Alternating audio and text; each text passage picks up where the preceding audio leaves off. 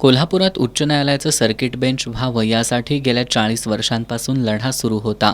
कोल्हापूर जिल्हा बार असोसिएशनसह विविध सामाजिक संघटनांनी आणि राजकीय नेत्यांनी वेळोवेळी यासाठी आंदोलन, मोर्चे आणि शासनाकडे पाठपुरावा केला होता. अखेर या सर्व प्रयत्नांना आणि संघर्षाला आज यश आलंय. मुंबई उच्च न्यायालयाचे सर्किट बेंच कोल्हापुरात 18 ऑगस्टपासून कार्यान्वित होणार आहे. खंडपीठाची बहुप्रतीक्षित घोषणा मुंबई उच्च न्यायालयाचे मुख्य न्यायमूर्ती यांनी एका अधिसूचनेद्वारे केली आहे. या ऐतिहासिक निर्णयामुळे कोल्हापूर, सांगली, सातारा, सोलापूर, रत्नागिरी आणि सिंधुदुर्ग या 6 जिल्ह्यातील नागरिकांना मोठा दिलासा मिळालाय.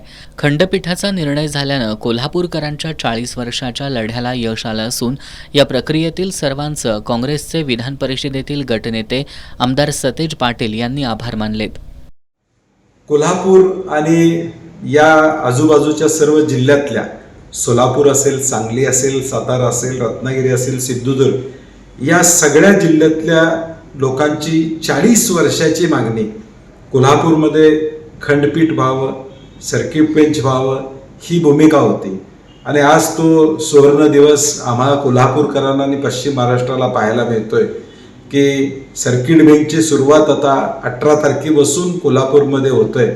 मला मनापासून देशाचे सरन्यायाधीश आदरणीय गवईसाहेब असतील आणि या प्रक्रियेमध्ये असणाऱ्या सर्व या निर्णयापर्यंत आणण्यासाठी ज्यांनी सहकार्य केलं त्या सर्वांचं मनापासून मला धन्यवाद द्यायचे.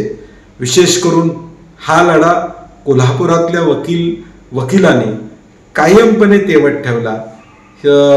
कोल्हापूरमध्ये हा निर्णय झाला पाहिजे ही भूमिका कायमपणे ठेवली आणि या संघर्षाला आज यश आलं. शाहू महाराजांच्या भूमीमध्ये 18 तारखेला याची सुरुवात होते याचा मनापासून आम्हाला आनंद आहे.